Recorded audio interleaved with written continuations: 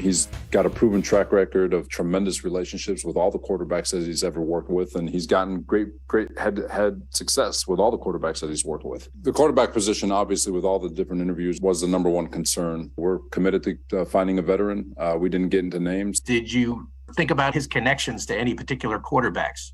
You know, it's all surface level stuff, you know, Rich, because it doesn't matter what the connections are. Everyone's got a connection to everybody in this league. Okay. I'd like to start. Okay, please, start. So, Greeny has only texted me 3 times in my life. Mm-hmm. The day I got married, the day I had my children, and yesterday. Get me Aaron Rodgers. That is true. Like, really? Yeah. First of all, what am I going to do? Oh, yeah, whatever you can. You are going to pitch in however you can. We must all do whatever we can. You're tagging me on every Instagram post with a picture of Aaron Rodgers. Like, stop. We're not going to be able to make it happen because this is the reality. What? The New York Jets are open to everything, is from what I understand. After this move was made yesterday, Nathaniel Hackett made the offensive coordinator. People there in the Jets organization said, yeah, we are taking a look at everything. But that is not the reason why he was hired, to bring in Aaron Rodgers. They believe in his play calling, they believe in his teaching ability, and they believe that he can eventually help Zach Wilson learn this offense. That is why he was hired. You don't want to hear it. Okay, I'm going to pretend you didn't say any of that. Ryan Clark, why are you making that face? So we doing this again? We're doing it now. Right. We did what it do you mean in again? Denver. When have we ever done it before? In Denver.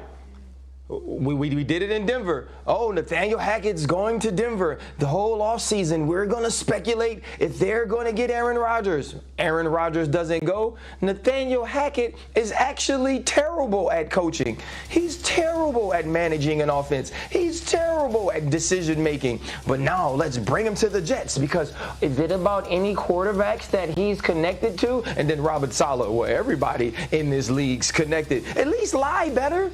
You know why you went out and got him. You didn't go get him because he just performed this phenomenal deed in Denver. He actually showed you that he can't command a locker room. He can't hold it in all. He can't hold it all together himself. And now we're going to ask that guy to be the offensive coordinator in New York, which is the worst place to be anything and not be good at it, just because he might get Aaron Rodgers, understanding what it's going to take to get Aaron Rodgers to be the quarterback of your team, and watching Aaron Rodgers play last year without Devontae Adams and thinking that that's going to be the guy that's going to come be the savior of this team that hasn't been to the Super Bowl in I don't know how dang long.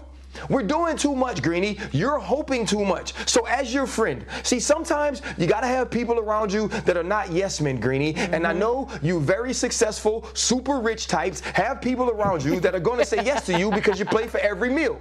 Well, I can pay for my own dang meal, Greeny. So I'm going to tell you, y'all don't want Aaron Rodgers. Y'all don't need Aaron Rodgers. And if you went got Nathaniel Hackett so you could get Aaron Rodgers, that's a stupid hire. This is not the way to go. Go get the best quarterback you can possibly get for your team, and you want him to have the best offensive coordinator. So if you're doing all of this for a quarterback that in his great career, who is absolutely phenomenal, has won 1 Super Bowl, been to 1 Super Bowl, then you're doing it the wrong way. So I'm going to let you down now before the season gets here, and I got to see you sad every Monday morning. All right, so I'm 0 for 2 so far this morning here, and that was a particularly tough one to take. But let me soldier on as best I can and turn to my left and see if I get anything from Ninko. I don't want to pop your birthday balloon like that, okay? I want you to be happy. Yeah, all right, I want to see Greeny coming in excited for the season. Yeah. You got Aaron Rodgers. He's with the Jets. They're going to the Super. I want to see that Greeny. I want to see a happy Greeny. I mean, listen, the Jets right now. He just said. What did he say? The head coach, we're looking for a veteran quarterback. Veteran quarterback. What veteran quarterbacks would you want in New York other than Aaron Rodgers? Well, I mean, the names that are out there, people know are Derek Carr and Jimmy Garoppolo. First of all, what's Aaron Rodgers going to cost, right? You're talking about multiple first-round draft picks, $50 million for what? Do you think the New York Jets are an Aaron Rodgers piece away from a Super Bowl? Yes, I actually do. Ryan Clark, let me come back very quickly on that. Ryan, I believe that Aaron Rodgers could make Garrett Wilson into Devontae Adams, and I don't think that's even an exaggeration. I think he's that good with the right quarterback. I think that the defense is elite. I think they have something bordering on elite skill position talent on the offense. If the running back they drafted last year, Breece Hall, is healthy, you need two more pieces on the offensive line. I actually think, I know this sounds ridiculous because it's been 54 years to be exact since the Jets were in the Super Bowl, but I actually do think with Aaron Rodgers, they would have a shot at that next year. I think with Aaron Rodgers, they are a playoff team. I haven't seen a team that was a Super Bowl team with Aaron Rodgers since 2010. And unfortunately, they got to play against the Pittsburgh Steelers in that Super Bowl, and I was there. And that team had a number 2 defense in the entire league. That team found ways to run the football. And so the pieces you're saying that need to be around Aaron Rodgers may be in New York. But Aaron Rodgers is not that same dude, Greeny. And we have to realize that. Time catches up to us all. Is he still one of the best 15 quarterbacks in the entire league? Absolutely. He's only a year removed from winning the MVP twice. But I don't know if putting Aaron Rodgers on that team wins you a Super Bowl. And if you go get Aaron Rodgers, you are hiring a mercenaries. And mercenaries have to kill what they are contracted to. He's going to be contracted to win a Super Bowl, and he doesn't guarantee you that right now in his career. Okay, fair. Nothing guarantees you that. Let me leave that there for the moment. We only have, weeks and months to continue talking about this, and we will. In the meantime, I have to share some sad news for those of us who have been following sports a long time, who love sports, and in particular, college basketball. The longtime college basketball commentator, the legendary Billy Packer, who was the voice of the NCAA tournament for more than 30 years. He died last night. He was the lead college basketball analyst for 34 straight Final Fours, starting at NBC, then moving to CBS. All that time, he was also doing work as an analyst for ACC games on Raycom. Live if he doesn't get the ball out quickly. So I'm interested to see what this offensive line and what Kyle Shanahan's going to scheme up to protect him, because we know one thing about Purdy. It's this: if he starts to act or try to be creative and try to move outside what Kyle Shanahan wants to do, that's when he gets in trouble, and we saw it last week. That's an incredible statistic. Just think about that for a minute. They sack the quarterback almost 1 out of every 5 third downs.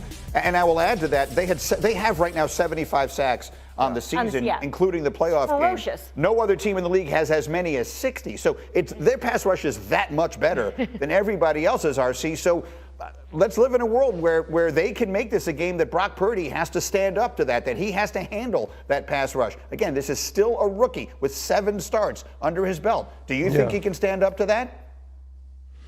Well, I don't think it's about Brock Purdy standing up to that. I think it's about the players around him making plays. Brock Purdy has over 1,600 yards passing.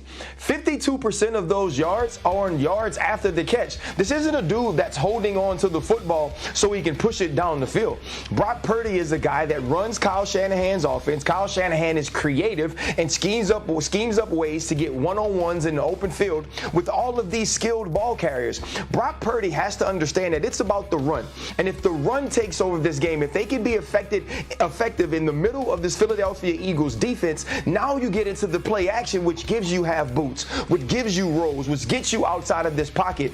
When you talked about how many sacks the Philadelphia Eagles have and you compared it to the rest of the NFL, I don't think that's the impressive stat. I think the impressive stat is the only 2 teams in the history of sack stat taking that are better than them are the 84 and 85 Bears. And Greeny, you remember those teams extremely well. Those are defenses that absolutely dominated football games, and that's the way the Philadelphia Eagles are playing up front. So it doesn't start with Brock Purdy. If this turns into a Brock Purdy go win it against this pass rush game, then the Eagles win this game easily. It's about Kyle Shanahan, it's about the run game, creativity, and yards after the catch.